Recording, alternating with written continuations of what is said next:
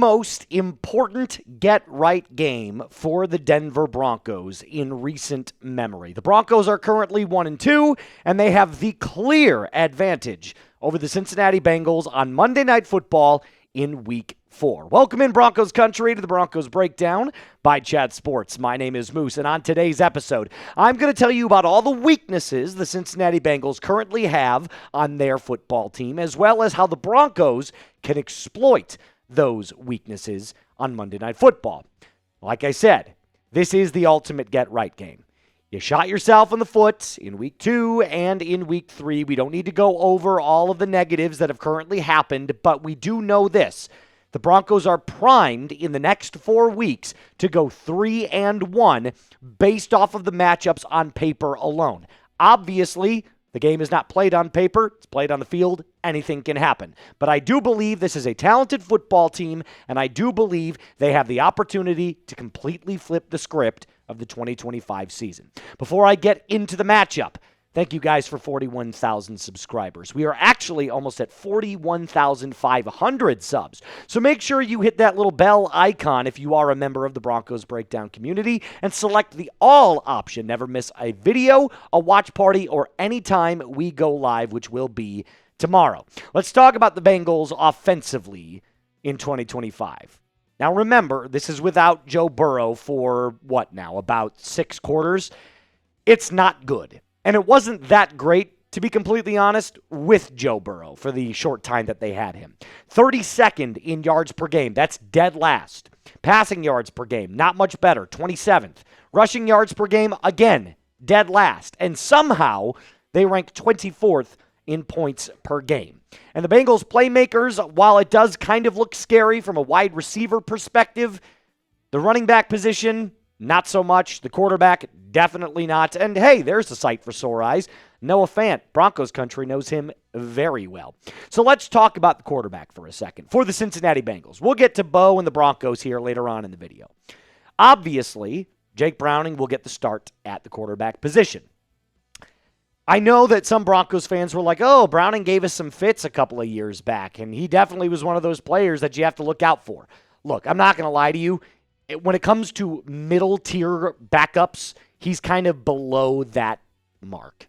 Does that make sense? Like, I don't think he's an awful backup. I don't think he's a good backup. He kind of just falls in between that, like, like, on another good team, he might be the third QB.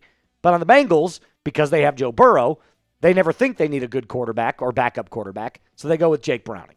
The Bengals, by the way, under Browning last week, in case you want to know how his first start of the 2025 season went, got stomped by the Minnesota Vikings, 48-10.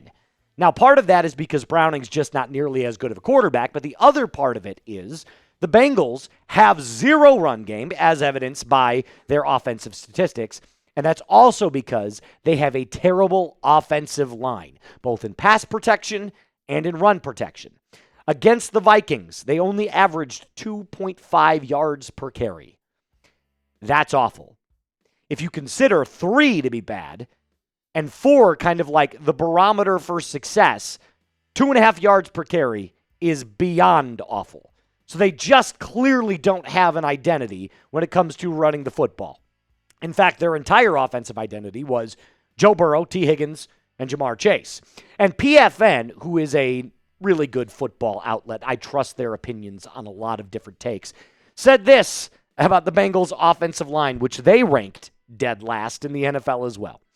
Cincinnati's inability to hold their blocks in the passing game has ultimately been the downfall of their offense. Games against Baltimore and Jacksonville have shown their lack of attaching themselves, as a unit. And they've given up pressure on 72.7% of their dropbacks, the second highest rate in the league.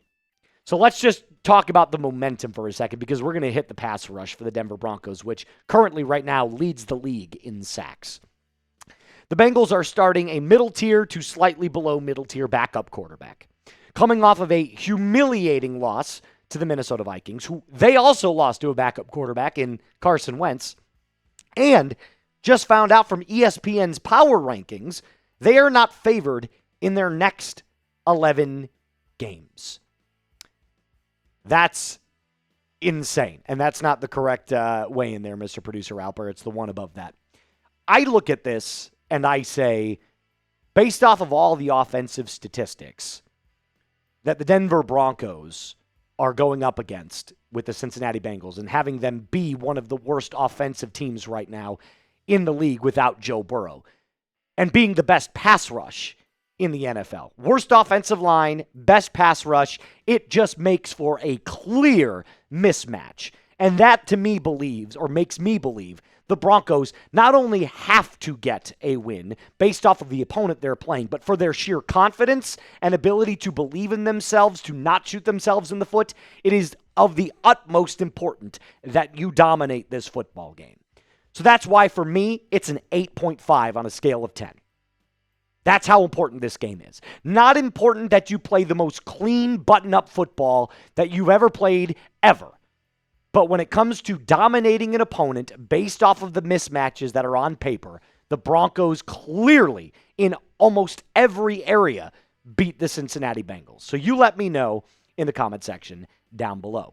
Next, I'm going to tell you how the Broncos can flip the script offensively and how they can show that this offense is going to get back on the right tracks. Although I don't think the Broncos offense has been awful, I just don't think it's been nearly as good as we thought.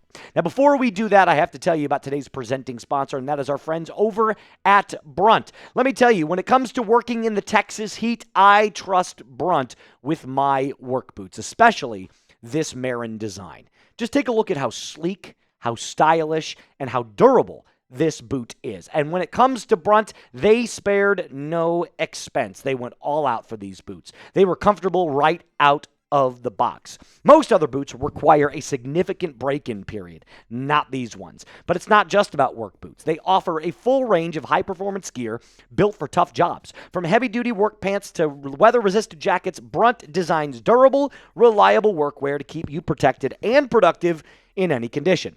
Choosing work boots used to mean sacrificing comfort or durability. If they felt good, they didn't last. And if they lasted, they wrecked your feet. But Brunt was tired of workwear brands out there cutting corners. You work way too hard to be stuck in uncomfortable boots that just don't hold up. So they built something better. Boots that are insanely comfortable and built for any job site. For a limited time, our listeners can get $10 off at Brunt when you use code CHAT at checkout. Just head to bruntworkwear.com, use the code CHAT, and you are good to go. After you order, they're going to say, hey, where'd you hear about Brunt? Do us a favor and tell them the folks from the Broncos Breakdown sent you. I'll have all of that in the comments and description of today's video. All right, let's talk about the importance of flipping the script for the Denver Broncos on the offensive side of the football. I do believe it starts with J.K. Dobbins. He has been the bright spot for the Denver Broncos run game. That doesn't mean that R.J. Harvey isn't going to be a great player, but it's clear that Sean Payton trusts J.K. Dobbins more right now in this rushing attack than he does the Rook. And that's kind of Sean Payton's MO. Doesn't really, play his rookies all that much right off the gate, kind of eases them into it. The Broncos have to establish the run like they did against the Colts. Let's take it back to week 2 for a second. Do you remember the very first drive against the Indianapolis Colts? There was like 4 rushes in a row for the Denver Broncos. And they really came out that first half and established the run. And so far, it's been great second half adjustments for this Denver Broncos rushing attack.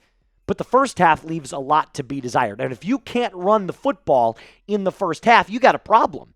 And here's the crazy part. The Broncos' total rushing yards doesn't even look that bad. But the majority of these come in the second half. So against the Titans week 1, R.J. Harvey had a 50-yard rush. That takes 50 away from it.